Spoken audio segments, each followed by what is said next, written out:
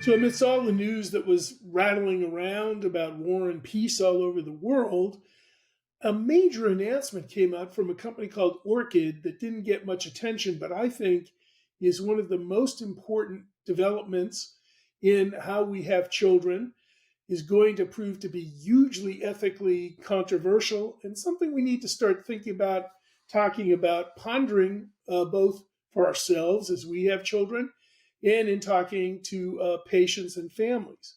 So, Orchid announced that new technology they've come up with allows them to map the genome of an embryo, a massive upgrade, maybe 100 times what was possible before. It used to be possible maybe to map 1% of an embryo, the genetic makeup of the embryo. Now, Orchid says it's got the technology to do 99% of the embryo, almost a complete genomic map. Now, Orchid was talking about using these techniques at IVF clinics. So people could come in seeking to have a child. Let's say one of the reasons they were using in vitro, maybe to try and avoid having a child with a disease. Maybe they knew that they had a baby who had died or was severely compromised by a genetic illness. They might have been trying to come in to say, let's use IVF, and hopefully, if the disease was, let's say, sex-linked, maybe we could avoid it, say something like hemophilia. But now, many more conditions are going to be amenable to that kind of genetic analysis. It won't take chromosome analysis.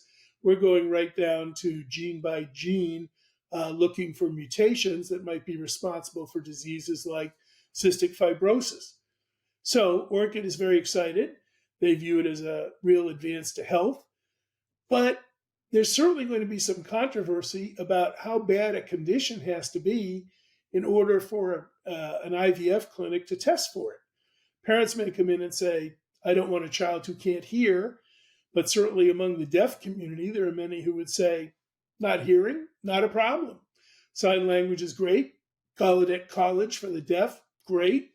Many people are able to live happy, functional, successful lives with a condition of deafness.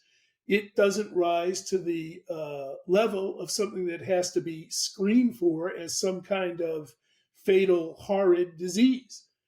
Other parents are going to say, look, if we make embryos and some have a marker for that and others don't, then why don't we give hearing to our child, and why don't we just not get involved with, say, the luck of the draw about what embryo is used to make a baby? So that's certainly going to be very controversial. More controversial, people are going to start to come to that IVF clinic who are fertile. And they're going to say, yes, we've had a child. We didn't use any IVF, and we're not at risk of infertility as far as we know to try and have another child, or maybe even our first child. But we want to make embryos and sort them out so we get the baby that we want. In other words, the Orchid discovery of how to analyze all the genes in an embryo starts to open the door to eugenic considerations about trying to make babies as best as they can be.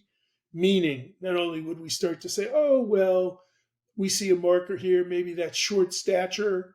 I'm not sure we want a child who's short, though there's certainly nothing disease-like about being short. Oh, look, there's another condition, freckles, we don't like that, rule those embryos out. And maybe we'll start to find some genes that predict abilities or skills. Someone might say you'll have more acute hearing if you have a particular mutation found in that embryo, or you'll have a stronger immune system, or whatever it might be. We never really got past science fiction discussions of what to do about genetic knowledge in films like Gattaca or movies like The Wrath of Khan, where Hollywood gave us a little bit of a peek into tough ethical choices that might be made. And I myself thought the need to examine this is off in the future somewhere, but it's here. And it's big. I don't know what it costs. I'm not sure what IVF clinics are going to be offering this soon, but I imagine some will. And I imagine some patients are going to come in and talk and say, we're thinking about having a child, what is a genetic disease? How bad does it have to be before we say we better use embryo selection using IVF as the way to reproduce? And I think we'll see some marketing eventually of clinics that say, we're here to help you build a better baby. Forget about whether or not you have genetic diseases in your family that might be avoided by screening the embryos. We'll help you make the best baby you can possibly have. Use our techniques to use embryo selection. Don't create children through sex.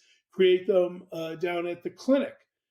So I think we've got a lot to debate, a lot to argue about, a lot of difference of opinion with many groups that should be weighing in, from the disability community, from people who have different skills and abilities, talking about what they do, what they're capable of doing, so that people who have choices to make about reproduction get a full picture. I'm Mark Caplan at the Division of Medical Ethics at the NYU Grossman School of Medicine. Thanks for watching.